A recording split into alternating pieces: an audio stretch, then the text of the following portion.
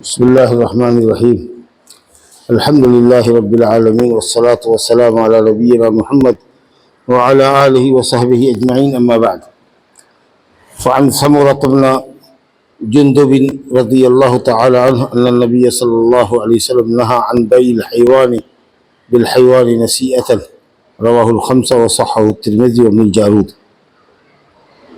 समूरा इब्न जुंदुब रज़ियल्लाहु अन्हु से रवायत है, नबी सल्लल्लाहु अलैहि वसल्लम ने हैवान की बै हैवान से उधार करने से मना फरमाया। हैवान की बै हैवान से मना फरमाया। और इस हदीस के मुकाबले में एक दूसरी हदीस आगे आ रही है, हज़रत अब्दुल्ला बिन अमर बिन आस रज़ी अल्लाह अन्हु से कि नबी सल्लल्लाहु अलैहि वसल्लम ने उनको लश्कर तैयार करने का हुक्म दिया। तो जो ऊँट थे मुजाहिदीन की सवारी के लिए, जब वो ख़त्म हो गए और अभी कुछ मज़ीद ऊँटों की ज़रूरत थी सवारी करने के लिए, तो नबी सल्लल्लाहु अलैहि वसल्लम ने उनसे कहा कि लोगों से ऊँट उधार लो, लोगों से ऊँट उधार ख़रीदो। कहो कि एक ऊँट दो, और जब सदक़ा का ऊँट आवेगा, अब वो चाहे जब आओ, जब सदक़े का वक्त रहा हो, ये नहीं कह सकते कि 2 महीना के बाद रहे, या फिर जब भी हो, जब भी सदक़ा का ऊँट आवेगा तो एक ऊँट के बदले में हम 2 ऊँट देंगे। तो लोगों ने उधार दे दिया, ऊँट दे करके 2 ऊँट, एक ऊँट के बदले में 2 ऊँट लिया। तो ये हदीस का ये जुमला, ये टुकड़ा बता रहा है कि आदमी एक तरफ से नक़द हो और दूसरी तरफ से उधार जानवर ले सकता है, और फाजिल भी ले सकता है, फाजिल भी ले सकता है। तो अब उस हदीस की रोशनी में इस हदीस का क्या मतलब होगा? तो उलमा ने कहा कि दोनों तरफ से उधार, हम एक ऊँट देंगे, तुमसे 2 ऊँट लेंगे। कहाँ है वो ऊँट आपका भाई? और आप कौन सा 2 ऊँट दीजिएगा, किस उम्र का दीजिएगा? दोनों तरफ से अगर मामला उधार का हो तब ये गलत है, धोखा है, ये जायज़ नहीं है। लेकिन अगर एक तरफ से ऊँट हो या एक तरफ से जानवर, देखो भाई ये खस्सी देख रहे हो, ये खस्सी देख रहे हो, अगर अगले साल दोगे, हमारे पास 3 खस्सी है, इस साल कुर्बानी के लिए तुम ले रहे हो, दता हुआ हम दे रहे हैं, अगले साल ऐसे ही इतना ही बड़ा दता हुआ 2 खस्सी तुमसे लेंगे। अगर ये कैद आपने लगा दिया, उस पर उड़ा दिए, तो जायज़ है। क्योंकि हम 1 साल के लिए जो उधार दे रहे हैं तुमको, तो कुछ हमको बेनिफिट होना चाहिए। एक आदमी नक़द बेच रहा है और एक आदमी उधार बेच रहा है। नक़द बेचेंगे हम तो उस पैसे से हम दूसरा फिर कारोबार करेंगे, फिर उससे मुनाफा होगा, उससे मुनाफा होगा। लेकिन जब मेरा पैसा आपके यहाँ 1 साल के लिए डेड हो जाएगा तो हमको कुछ फ़ायदा होना चाहिए ना। तो इसी हदीस से बाद उलमा ने इस्तिंबात किया है कि एक शय की, एक चीज़ की 2 कीमत हो सकती है, नक़द और उधार। ये किताब में अगर नक़द लोगे तो 100 रुपये में देंगे, लेकिन अगर 2 महीना के लिए उधार लेते हो तो 150 रुपया भी देंगे। अब बोलो तुमको क्या पसंद है, तो आपको जो सूट करता है बोलिए। तो एक चीज़ की कीमत 2 हो सकती है, नक़द कुछ और उधार कुछ। जैसे कि आप देख रहे हैं कि एक ऊँट लिया और कहा कि हम सदक़े का ऊँट जब भी आवेगा तुमको इतना ही बड़ा 2 ऊँट देंगे। तो ये जो हदीस है कि हैवान की बै हैवान से उधार जायज़ नहीं है, जमहूर इस हदीस के ख़िलाफ़ है। एक तो कहते हैं हदीस में कलाम है, और नहीं तो फिर इसको ये कह दीजिए कि साहब दोनों तरफ से अगर जानवर उधार हो तब ये जायज़ नहीं है, समझा। लेकिन अगर एक तरफ से नक़द है, दूसरी तरफ से उधार है, तो उधार भी जायज़ है और फाजिल लेकर के भी मामला करना जायज़ है। क्योंकि ये सामान रिबवी नहीं है। पहले भी बताया था कि रिबा सूद उस सामान में होता है जो खाने पीने की चीज़ हो और नापा और तौला जाता हो। तो नहीं नापने पीने की चीज़ है और न जानवर खाने की चीज़ है। जब जानवर को हम ज़बह करते हैं तब उसका गोश्त खाने के लायक होता है, ऐसे जानवर तो जानवर है, समझा कि नहीं। तो इसलिए ये सूदी सामान में नहीं है। तो आप इसी तरीक़े से किसी को मोटरसाइकिल दीजिए, कहिए कि ये मोटरसाइकिल अगर ले रहे हो तो ये तुम्हारी जो दोनों मोटरसाइकिल है ये दोनों ले लीजिए, बोलो। तो कोई आदमी कहता है कि ठीक है मेरी दोनों ले लीजिए, आप ये वाली दे दीजिए, तो ठीक है करिए, समझा कि ये खस्सी दता हुआ दे दीजिए, मेरा गैर दता हुआ 2 खस्सी आप ले लीजिए। तो आप भी समझ रहे हैं कि ठीक है हमारे पास फाजिल है, एक के बजाय 2 मिल रहा है, तो चलो भाई ले लें। तो आप ऐसा कर सकते हैं, जो मामला सूदी ना हो उसको आप फाजिल ले सकते हैं। एक हदीस और देखिए, बड़ी अच्छी हदीस है, अगरचे इसकी सनद में भी कलाम है लेकिन माना इसका बहुत ठीक है।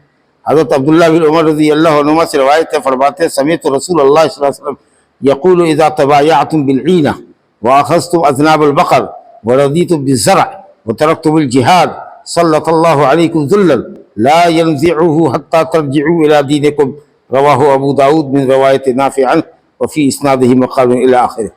इब्न उमर रज़ी अल्लाहु अन्हुमा फरमाते हैं कि मैंने रसूलुल्लाह सल्लल्लाहु अलैहि वसल्लम से सुना, हदीस पकड़ कीजिए, इज़ा तबायातुम बिलईना, जब तुम खरीदो फरोख्त करो, जब तुम खरीदो फरोख्त करो, बे-ईना करो, बे-ईना करो, तबाया बाया युबायो, एक दूसरे से खरीद फरोख्त करना। अब हम ये बेच रहे हैं तो हम अपना हाथ बढ़ा रहे हैं आपकी तरफ, और आप अपना हाथ पैसा से बढ़ा रहे हैं कि पैसा आप बढ़ा के हमको दे रहे हैं और हम सामान आपकी तरफ बढ़ा के दे रहे हैं, इसलिए इसको मुबाय्या कहते हैं। बेचने और ख़रीदने को अरबी में मुबाय्या कहते हैं, क्योंकि बा कहते हैं हाथ को, हाथ बढ़ा करके अपना सामान देता है दुकानदार और वो खरीदार उसको हाथ बढ़ा करके पैसा देता है और सामान लेता है। तो बहरहाल ये ईना की बै करने से नबी साहब ने मना किया। ये ईना क्या है? ये बै ईना एक सूदी बै की शक्ल है। वो देखिए कैसे है, हीला है सूद लेने का। असल में ईना कहते हैं चांदी को या सोने को या कैश को। उसकी सूरत देखिए, समझ में बात आ जाएगी।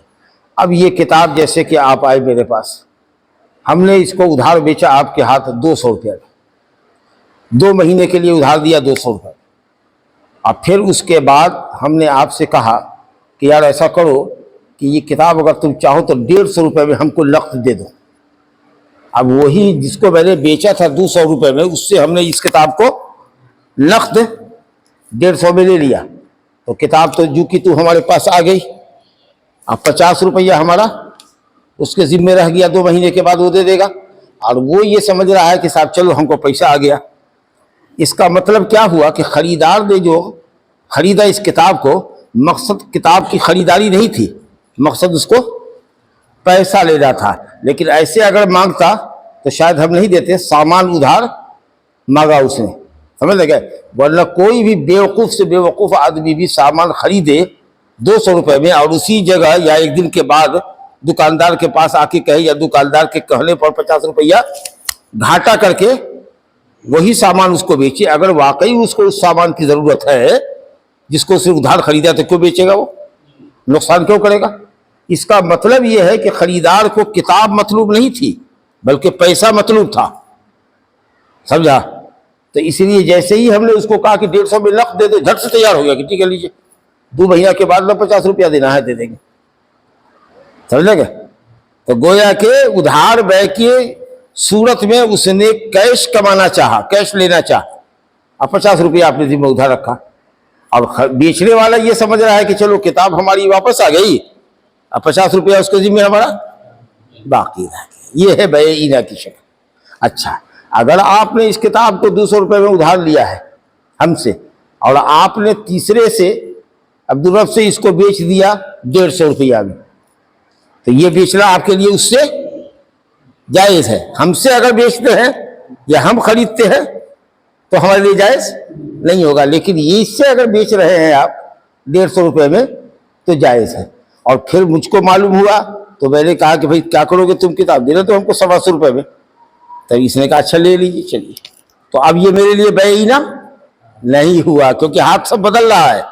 आप किताब ले गए, आपने किसी दूसरे पार्टी को बेचा, वो दूसरे पार्टी से हमने खरीदा 150 में खड़े या 125 में खड़े, लेकिन हमने जिसको बेचा है उसी खरीदार से हम उसको 50 रुपया कम करके ले लें और वो हमको दे दे और मेरा 50 रुपया उस खरीदार के यहाँ रह जाए तो जायज़ है।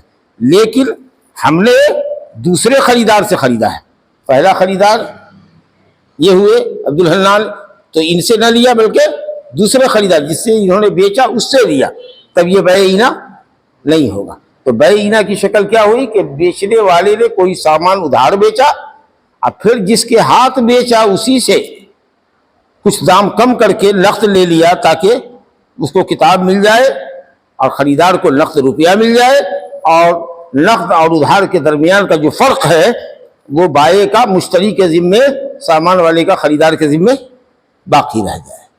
तो ये सूदी कारोबार का हीला है। उसके बाद दूसरा जुमला है वह अख़ज़्तु अज़नाबल बक़र, और गाय की दुमों को पकड़ने लगोगे। व रज़ीतुम बिज़्ज़र्अ, और खेती बाड़ी पर राज़ी हो जाओगे। क्योंकि देखते खेत जोतने वाला जो जोतता है तो खेत में हमारे तरफ तो नहीं लेकिन दूसरी तरफ गाय को भी जोतता है, गाय भी जोतने के काम आती है, बैल भी जोतने के काम आता है। तो आम तरीके से हलवाहा जो होता है, हल चलाने वाला, वो जानवर के पीछे होता है जी, और जानवर की दुम पकड़ करके उसको चलाता है खेत में। तो जब खेती पर राजी रहोगे और गाय की दुम पकड़ोगे, यानी हलवाही करोगे, बैल की दुम पकड़ोगे, खेती पर राजी रहोगे, वह तरक्तुल जिहाद, और अल्लाह के रास्ते में अगर जिहाद की नौबत आए, जान से माल से, अगर हाकिम वक्त तुम्हारा मुसलमान हाकिम कहे कि चलो अल्लाह के रास्ते में जिहाद करना है, तब दाएं बाएं देख रहे हो कि ना हमारी खेती है, हमारा जानवर क्या होगा, हमारे खेत का क्या होगा, अल्लाह के रास्ते में नहीं निकल रहे हो, जिहाद के लिए नहीं निकल रहे हो, तब जाके नहीं, दुनिया पर रिझे हुए हो, दुनिया को कमाने को ही सब कुछ समझ रहे हो, इस्लाम के लिए फारिग नहीं हो रहे हो, दीन के लिए फारिग नहीं हो रहे हो, दुनियादारी गोया दीन की राह में तुम्हारे लिए रुकावट बनी हुई है। वही कह रहे हैं कि गाय बैल की दुम पकड़ोगे, आप खेती पथारी करने लगोगे और जिहाद फी सबीलिल्लाह नहीं करोगे तो सल्लल्लाहु अलैकुम ज़िल्लन, तो अल्लाह ताला तुम पर जिल्लत मुसल्लत कर देगा। इज्जत की जिद है जिल्लत, जिल्लत मुसल्लत कर देगा। जैसे आज देखिए मुसलमानों पर जिल्लत मुसल्लत, ला यंज़िउहु हत्ता तर्जिउ इला दीनिकुम, अल्लाह ताला उस जिल्लत को तुमसे हटाएगा नहीं जब तक कि तुम उसके दीन की तरफ न पलटो। तो खेती पथारी अगर जिहाद की राह में रुकावट है तब ये हालत है। अभी जिहाद तो बहुत दूर की बात है, जिसमें आदमी जाता है ये उम्मीद लेकर के कि शहादत की मौत मिलेगी। यहाँ तो सवाल ये है कि खेती पथारी में हम इतने लगे होते हैं कि साहब असर की अजान हो रही है, जा रहे हैं, भागे जा रहे हैं खेत की तरफ, क्या बात है भाई, तो पानी बह रहा है, जरा सा बांधना है पानी को, नहीं तो खेत से पानी निकल जाएगा। तो पहले लोग हल जोतते थे, तो क्या बात है, कहाँ भागे जा रहे हैं बेवक्त हल लेकर के, तो कह रहे हैं कि साहब खेत जोतने का वक्त, असल वक्त जा रहा है, जिसको हम लोगों की जुबान में, मकामी जुबान में ताक कहते हैं, ताक भागा जा रहा है, ताक भागा जा रहा है, यानी मौका जो है मुनासिब गनीमत भागा जा रहा है। अरे आप लोग तो पढ़े लिखे लोग हैं, बैठे बनुआ है, आपको तो बैठे बैठे कमाई मिल रही है, तनख्वाह आ रहा है, हमारे कुछ लोग होता है गाँव घर में कहेगा हमरे सब न कमावेंगे तो खाएंगे जी। वो ये समझ रहा है कि अगर खेत में रात दिन न कमावेगा, न हल चलाएगा, न बोएगा, न काटेगा, चाहे पांचों वक्त की नमाज छूट जाए, जुम्मा तक छूट जाए, लेकिन वो बेईमान ये समझता है कि जब तक काम न करेगा नमाज छोड़ करके उस वक्त तक उसका पेट ही न भरेगा। अरे भाई, तो जो बेचारा नमाज पढ़ रहा है क्या उसका पेट न भर रहा है? एक ठो गांव में 2-3 आदमी अगर ऐसा है तो तुम ही कमा रहे हो, तुम ही खेत जोत रहे हो, तुम ही गल्ला पैदा कर रहे हो, उपजा रहे हो, और दूसरा आदमी ऐसे भूखे मर रहा है। अरे कभी उस कमाई में तुम्हारी बरकत नहीं होगी जिस कमाई को तुम हासिल करोगे नमाज छोड़ करके, अल्लाह का फर्ज छोड़ करके। और जब काम को छोड़ करके आओगे अल्लाह की इबादत के लिए तो अल्लाह ताला बेहिसाब रोज़ी अता फरमाएगा। यहां तो ये हाल है कि लोग थोड़ी सी पूंजी और फायदे के लिए, दुकान का वक्त है, 4 बजे का वक्त है, तो असर की नमाज नहीं पढ़ रहा है, वो मगरिब के करीब उठेगा तब 2 नमाज पढ़ेगा, समझा कि नहीं? ग्राहक भाग जाएगा, जाने दो, जो जाएगा जाएगा, जो तुम्हारे मुकद्दर का होगा वो इंतजार करेगा। रुको, त्योहार बंद करके आ गए, नमाज पढ़ के आते हैं, अजान हो गई, नमाज पढ़ के आते हैं, तब सौदा सलफ करेंगे, बेचेंगे। ला हौल वला कुव्वता इल्ला बिल्लाह। तो कभी भी दुनिया को अपने ऊपर हावी नहीं होने देना चाहिए। पहले नमाज पढ़ो, उसके बाद कोई काम करो, तभी उस काम में बरकत होगी, मेहनत में बरकत होगी। चलिए साहब, हदीस देखिए। वअन अबी उमामा रज़ियल्लाहु तआला अन्हु अन नबी सल्लल्लाहु अलैहि वसल्लम क़ाल मन शफ़अ अली अख़ीह या मन शफ़अ अली अख़ीह शफ़ाअतन फ़उहदिय लहु हदिय्यह अलैहा फ़क़बिलहा फ़क़द अता बाबन अज़ीमन मिन अबवाब रिबा रवाहु अहमद व अबू दाऊद व फ़ी इस्नादिही वक़ाल। इसमें भी सनद में कलाम है, हदीस में कलाम, लेकिन मफ़हूम देखिए। अबू उमामा रज़ियल्लाहु तआला अन्हु नबी सल्लल्लाहु अलैहि वसल्लम से रिवायत करते हैं, फरमाया मन शफ़अ अली अख़ीह, जिसने अपने भाई के लिए सिफारिश कर दी, किसी मतलब को हासिल करने के लिए या किसी तकलीफ को दूर करने के लिए आपने उसकी सिफारिश कर दी, तो ये देखना है कि सिफारिश आपके ऊपर वाजिब है। ऐसी सूरत हाल है कि जिसकी सिफारिश कर रहे हैं वो बेचारा मजलूम है। मान लीजिए कि उसको मोहल्ले में कोई ताकतवर आदमी है जो उसको सताता है, उसका पड़ोसी उसको सताता है, गाली देता है, मारता पीटता है, अपने हक की बात वो करता है तो उसको पिटाई करता है, मारता पीटता है, और ताकत का गुरूर घमंड उसको दिखाता है। तो आप चले भाई थाना जाओ, हमको तो नहीं जानता है थानेदार, अब चलो हम कहते हैं। अब गए, आपने कहा कि देखिए भाई ये आदमी है, इसका पड़ोसी इसके ऊपर हमेशा जुल्म करता है, बहुत मारता पीटता है, लोग समझाता है तो समझता नहीं है, ताकि उसके पास कई लाठियां हैं, कई बेटे हैं, उसके घर में घुस के इसको मारता है, रोटी बेटी करता है। अब आप चले गए उसकी सिफारिश करने के लिए, आई पुलिस, 2-4 डंडा लगाया उसको, सर हो गया। अब वो आया शाम में लेकर के 1 किलो मिठाई, कहे इसकी बाबू आपने हमारी सिफारिश कर दिया, समझा कि नहीं, और हमारे पड़ोसी को डंडा लगा, अब वो बच्चे, अब वो हम पर ज्यादती नहीं करेगा, इसको हमारी तरफ से कबूल कर लीजिए। तो ये जो आपने किया, ये आपने हराम लिया, हराम लिया। अल्लाह कहेगा नहीं, मैंने सिफारिश तुम्हारी की थी इसलिए कि तुम मजलूम इंसान थे, तुम पर जुल्म हो रहा था और तुम जा नहीं रहे थे, और अल्लाह ने हमको इज्जत दी है। हम किसी मुखिया को कह देंगे, हम किसी ऑफिसर को कह देंगे, हम किसी एसपी को कह देंगे तो एक्शन लेगा और तुम पर से जुल्म, तुम्हारे ऊपर से जुल्म का खात्मा हो जाएगा। तो मैंने ये सिफारिश की अपना वाजिब समझ करके, क्योंकि अब समाज में ज्यादती हो रही थी। या मान लीजिए कि कोई ओहदा है, खाली है, तरक्की ओहदे पर देने के लिए चलिए बॉस को कह देते हैं, कंपनी के मालिक को कह देते हैं, समझा कि नहीं, ये आपके यहाँ बहुत सालों से किरानी है, बच्चा टैलेंटेड है, और हम जान रहे हैं कि उस पोस्ट के लिए किसी का इंतखाब अभी अमल में नहीं आया है।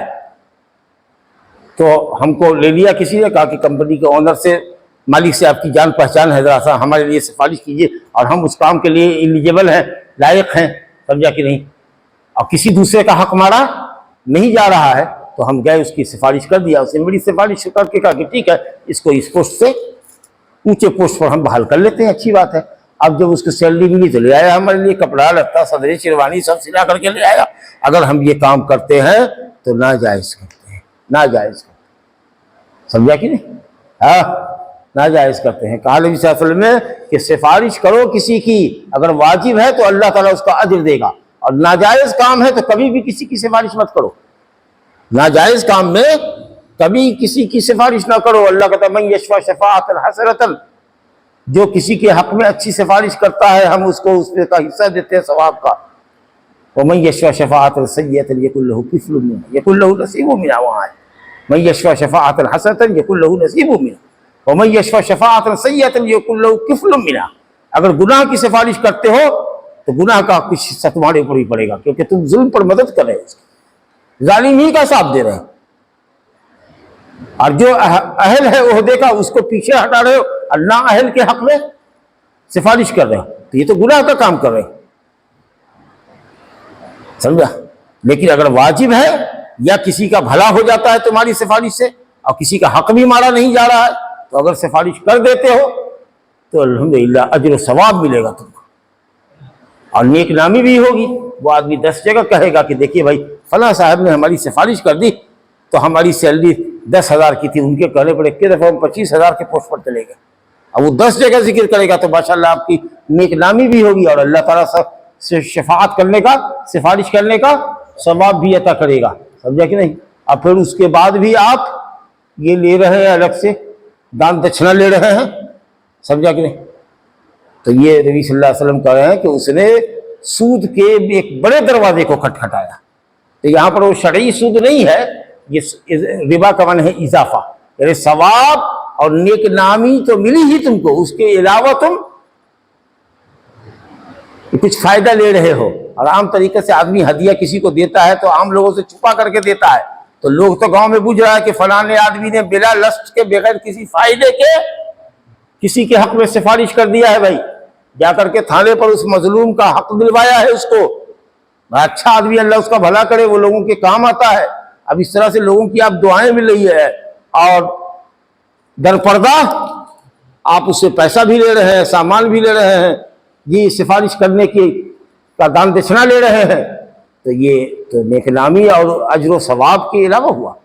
ठीक है, आप ऐसे ही पहले कह दीजिए कि देखो भाई तुम्हारा ये काम है जायज़, लेकिन अगर हम जाएंगे तो तुमसे 500 रुपया लेंगे, समझा। तो ये सिफारिश नहीं कहलावेगी, तो ये आपका एहसान नहीं हुआ हम पर, ये तो उजरत हुई कि आपने कहा कि हम तुम्हारा ये काम कर देंगे। जायज़ है, नाजायज़ में तो कभी नहीं करना है। कितने लोग नाजायज़ भी करते हैं, इसको रिश्वत कहते हैं, वो तो हराम है, लेकिन जायज़ काम है आपका। लेकिन हमरे हो करने से होगा तो हम आपसे 5,000 रुपया लेंगे तब ये काम करेंगे। तो अगर हम 5,000 दे के आपसे काम करवा लेंगे तो ये सिफारिश नहीं हुई, ये उजरत हुई कि आपने अपनी मेहनत का ये उजरत हुई। तो ये ठीक है, जायज़ है, आप ले लीजिए उजरत, कह दीजिए कि हम 5,000 लेंगे तब तुम्हारा काम करेंगे, लेकिन एक तरफ कह रहे हैं कि चलो हम तुम्हारी सिफारिश कर रहे हैं और तुम्हारा काम भी हो जाएगा और लोगों में तुम्हारा चर्चा आम भी है, नेक नामी तुम्हारी हो गई, और अलग से जो है वो कुछ पैसा दे या कोई सामान दे तो तुम उसको कबूल भी कर रहे हो। तो फरमाया गया कि नहीं नहीं, ये इजाफा जो है तुम्हारे लिए जायज़ नहीं। चलिए साहब, बहुत अच्छी बात है। तो अगर देखिए, इसका मतलब ये है कि जुल्म के खिलाफ खामोश नहीं रहना चाहिए। हर आदमी मजलूम होकर के अपनी शिकायत कहीं ले जा नहीं सकता है, लेकिन अगर आपकी पहुंच है कहीं और देख रहे हैं कि वाकई उसके ऊपर सरासर जुल्म हो रहा है, तो आपको चाहिए कि उस मजलूम की आप मदद करें। अगर आपकी सिफारिश से अगर उसको, उस मजलूम को हक मिल जाता है और उस पर होने वाले जुल्म का खात्मा हो जाता है, तो आपको ये काम बढ़ के करना चाहिए, ये सवाब का काम। लेकिन हाँ, गलत काम में किसी की सिफारिश मत कीजिए। इसके बाद देखिए, अब जब जिक्र आ गया तो रिश्वत का जिक्र आ गया। रिश्वत क्या है? रिश्वत क्या होता है? आम तरीके से रिश्वत क्या होती है कि कोई चीज बातिल को हक करने के लिए या दूसरे का हक मार के अपने हक में लेने के लिए। नौकरी है, इसका सिलेक्शन हो गया है, एक शख्स का, जैद का सिलेक्शन हो गया है, आप गए ऑफिसर को 5 लाख रुपया दे दिया, उसने उसको नीचे कर दिया, आपका नंबर बढ़ा दिया, नौकरी आपको दे दिया, तो आप हुए रिश्वत देने वाले, वो हुआ रिश्वत लेने वाला, दोनों जहन्नमी। समझा कि नहीं? कितना हराम अमल है ये, समझा कि नहीं? लेकिन आप जेन्युइन हैं, आप ही सिलेक्शन में है, नंबर एक ही आप ही का है, लेकिन ऑफिसर कह रहा है कि देखो तुम तो हो सिलेक्शन में नंबर 1 पर, लेकिन अगर जब तक 2 लाख रुपया नहीं दोगे हम तुमको नौकरी नहीं देंगे। तुम्हारे पीछे वाला जो है, जो तुमसे 2 नंबर नीचे है, वो 5 लाख देने को हमको तैयार है, लेकिन तुम अगर चाहते हो कि तुमको तुम्हारा हक मिले तो 2 लाख कम से कम तुमको देना पड़ेगा। इसी के हक तुम्हारा है, लेकिन लो 2 लाख दो, 5 लाख में काहे को बेचेंगे, तुम्ही को देंगे। ऐसी सूरत में क्या करेंगे हम? हमारी मजबूरी है, अगर हम नहीं देंगे तो वो नौकरी हमको नहीं मिलेगी, जबकि हम ही उसके लायक है। तब ऐसी सूरत में हम 2 लाख रुपया देंगे, रिश्वत देंगे, तो हमको गुनाह नहीं होगा, क्योंकि वो तो मेरा हक है। गुनाह होगा लेने वाले हरामखोर को। अब समझ में बात आ गई? हाँ, तो किसी बातिल को हक करने के लिए और किसी का हक काट के अपने हक में मिलाने के लिए, अपने उसका हकदार बनने के लिए अगर आप देते हैं तब नाजायज है। लेकिन अपने पर जुल्म हो रहा है, हम बेकसूर है, पुलिस आई, मारपीट 2-4 आदमी को दरमियान हुआ, हम वहां पर कुछ नहीं है, हटके है, लेकिन धर पकड़ जो हुई, कुछ लोगों को जो पकड़ के ले गया, उसमें हमको भी पकड़ के ले गया। अरे भाई, हम नहीं थे भाई, हम तो अभी दरभंगा से आ रहे हैं। कहीं नहीं, आपको भी चलना हुआ, घसीट के पुलिस से जानते हैं, 2 डंडा लगा के बैठा ली। अब चुपके से उसको दिया, 500 रुपया निकाल के दिया, तो पुलिस वाले को कहा हम नहीं थे, अब तो दरभंगे ही से आए हैं। समझा कि नहीं? आप हमको जिट्ठो पकड़ लिया ना, 500 रुपया उसको चुपके से दिया, उसने ले लिया, पॉकेट में रखा, चल जाइए, समझ जाइए। तो आप ये काम कर सकते हैं, क्योंकि आप मजलूम है, बेकसूर है।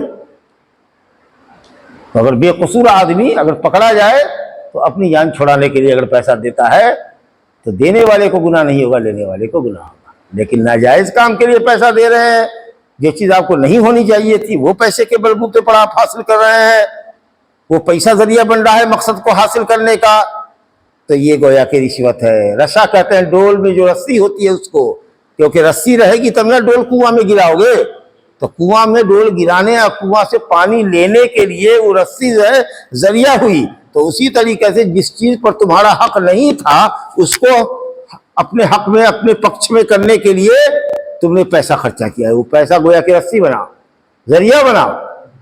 तो ये है रिश्वत, याद रखिएगा कि नाजायज को जायज करने के लिए, हकदार को हक से महरूम करने के लिए अगर आप दे रहे हैं, और जो गैर हकदार है उसको आप हकदार और अहल बनाने के लिए पैसा दे रहे हैं, तब ये रिश्वत है। लेकिन अपने से जुल्म का खात्मा करने के लिए या अपने हक को लेने के लिए, कि अगर पैसा नहीं खर्च करेंगे तो हक नहीं मिलेगा, हम बिल्कुल जेन्युइन है, बिल्कुल सही है, लेकिन फिर भी हर जगह ऐसा रिश्वत का बाजार गर्म है हमारे मुल्क में कि साहब जब तक न जाइए, हर टेबल पर कुछ ना कुछ आपको सुगाना ही है, देना ही है। हत्ता कि चपरासी जो आजकल मोहर मारता है, वो भी 100 रुपये से कम नहीं लेता है, वो 10 रुपये का जमाना खत्म हो गया है, वो कम से कम वो चपरासी मोहर मारने वाले को भी 100 रुपया दे रहा। सोचिए, नहीं दीजिएगा तो मोहर नहीं मारेगा, कहेगा मोहरे नहीं मिले चाहिए, तो सियाही नहीं है, तो जाइए कल आइएगा, कल कहेगा नहीं है, परसों आइएगा, अब दीजिए। ये सूरत हाल है।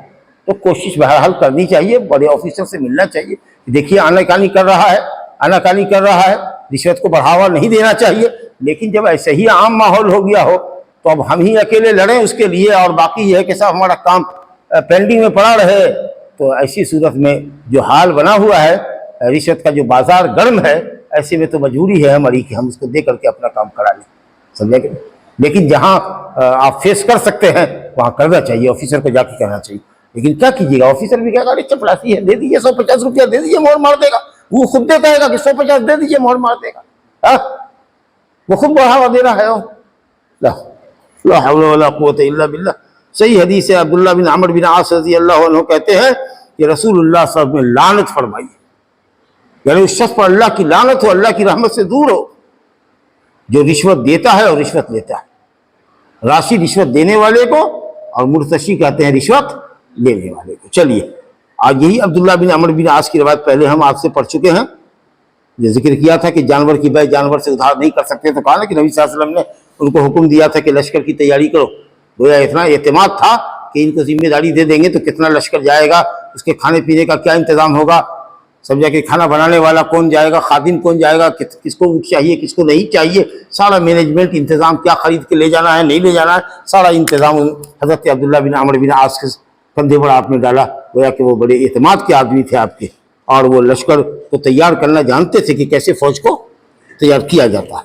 तो आपने जब मालूम हुआ कि साहब अब सब ऊँट ख़त्म हो गया है और ऊँट की मज़ीद ज़रूरत है, तो आपने कहा कि ले लो अला कला ऐसी सदका कलूस कहते हैं ऊँटनी को, ताकि सदका का ऊँट आने तक के लिए उधार बै कर लो, कर्ज नहीं।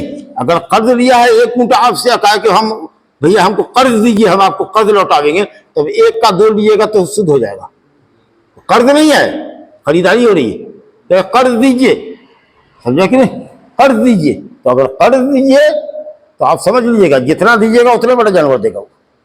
लेकिन आप कहेगा नहीं तुम अगर उधार लेना चाहते हो 6 महीना के लिए, तो अब एक दे रहे हैं तो ऐसे ही जानवर 2 लेंगे, मंजूर है तो मामला करो ना, तो जाओ।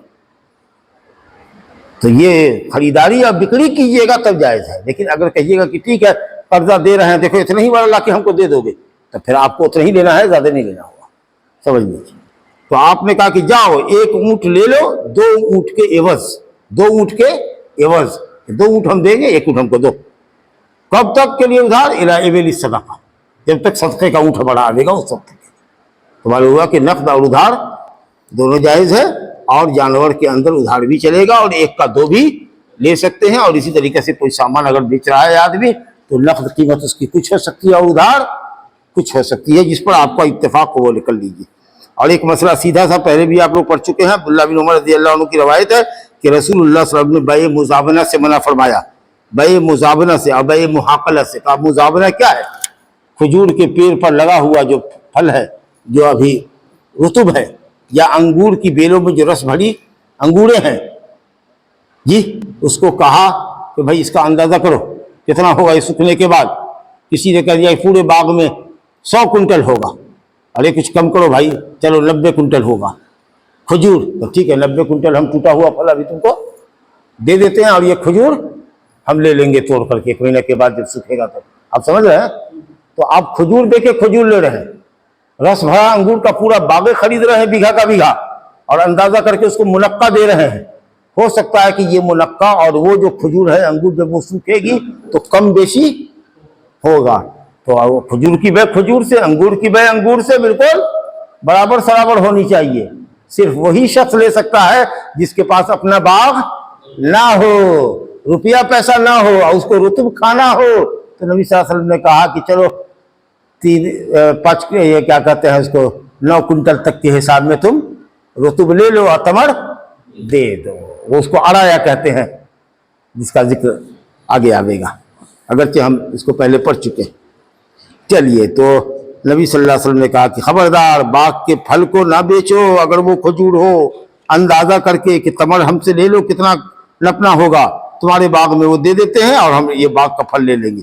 इसी तरीके से अंगूर है, उसको कहा कितना अंदाजा करो कि मुनक्का कितना होगा, उतना मुनक्का ले लो, अंगूर छोड़ दो। इसी तरीके से खेती है, समझा कि नहीं, अंदाजा करो कि तुम्हारे खेत में कितना गेहूं है, तो कह दिया कि 2 कुंटल होगा, कहा कि नहीं 2 कुंटल नहीं होगा। 2 आदमी को बोला, कहा कि नहीं 2 कुंटल नहीं होगा, लेकिन हाँ 2.25 कुंटल होगा। चलिए 2.25 कुंटल तय पा गया, ले लो 2.25 कुंटल हमसे गेहूं और ये खेत छोड़ दो। हो सकता है कि 5 किलो बढ़े घटे ये पहले पढ़ चुके हैं, ये जायज़ नहीं है। नबी सल्लल्लाहु अलैहि वसल्लम ने इस तरह की बै करने से मना फरमाया, हराम है क्योंकि सूद है ये। उसके बाद रवायत देखिए, इसी की तायीद है। साद बिन अबी वक्कास रज़ी अल्लाह अन्हु से रवायत है, कहते हैं कि मैंने रसूलुल्लाह सल्लल्लाहु अलैहि वसल्लम से सुना, उनसे पूछा गया कि या रसूलल्लाह, रुतुब खजूर दे करके, तमर दे करके रुतुब गीला खजूर खरीद सकते हैं? यानी अंदाजा करके कि ये गीला खजूर सूखेगा तो कितना होगा, हम खजूर दे दें और ये रुतुब हम ले लें। तो आप सल्लल्लाहु अलैहि वसल्लम ने कहा कि अच्छा, ये रुतुब सूखने के बाद कम भी होगा? कहा हाँ, कम होगा। तो क्या ये नबी सल्लल्लाहु अलैहि वसल्लम नहीं जानते थे कि लोगों से ये पूछ रहे थे? सब जानता है कि जो गीला खजूर है जब वो सूखेगा तो ऑटोमेटिकली वजन कम होगा।